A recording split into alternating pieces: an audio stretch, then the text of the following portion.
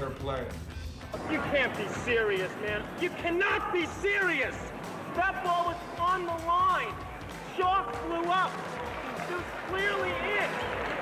How can you possibly call that out? All that time I spent wasting yelling at these people and making myself look like a fool sometimes, and God knows what else. I could have focused all that energy on just kicking, you know what. Keep your mouth shut out here.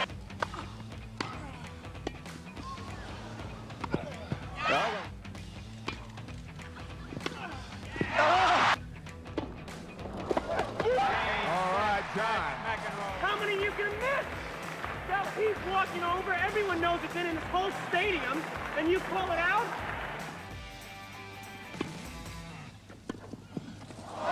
You started in tennis.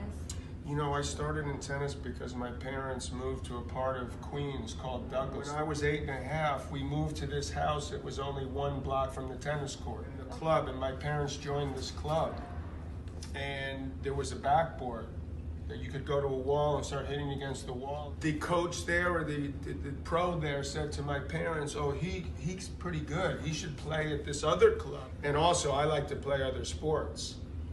So I like to play basketball. I played football. I played soccer. I played baseball. I played hockey in the winter. So you think that by just focusing on tennis, it wasn't gonna make you the player that you were back in time? Like playing all these sports helped you? Yeah, exactly. I think playing other sports helped me quite a bit.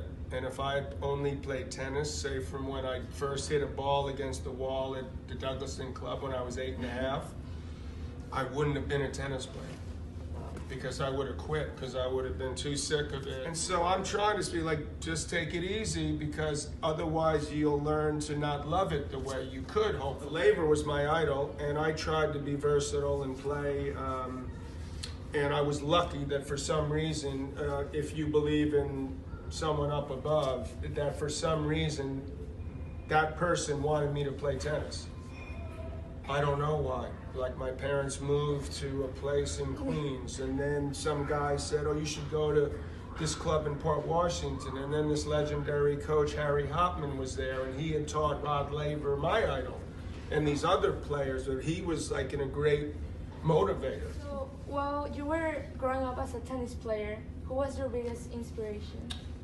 My biggest inspiration was probably, well, my idol was Rod Laver. He was a left-hander, so I tried to play like he did.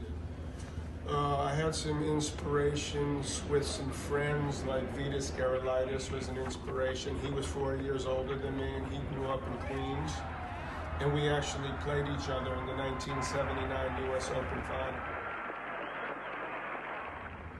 I was 20 and he was 24.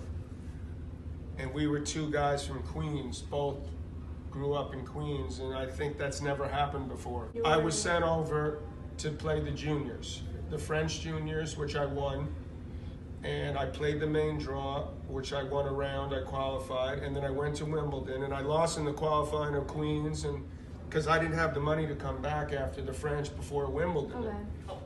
If you got in Wimbledon, you got $60 a day, expense money. They paid I got a better hotel and, a little better. Yeah. And, all of a sudden I'm beating these guys and I'm like, what the hell's going on? Long story short, did qualify at Wimbledon and got in, but I was sent to play the juniors. I was the #1 junior in the world, #1 seed at Junior Wimbledon.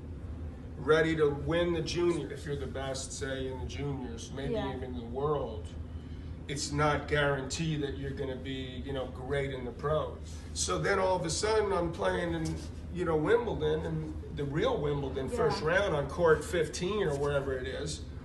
And there's some people watching, but not a whole lot of people. Yeah. And I just played this guy, and this guy was like, this guy's not very good.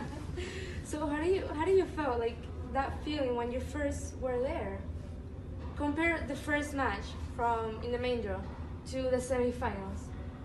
How do you do it? I don't know, my whole life changed, at that point. When I came back, my life was totally different. I was never the same. Yeah, you have 877 wins in total. Well, don't feel bad because I didn't know it either. Yeah. I knew I was top 10. I didn't know I was fifth. Actually fifth. Fifth. So out of all of those matches, right? Which was your favorite My match? favorite was the board match that I lost, actually, in 1980, because that's the one that everyone remembers. That was the sort of feeling you get when something amazing is happening, even during the match. You know that it's happening.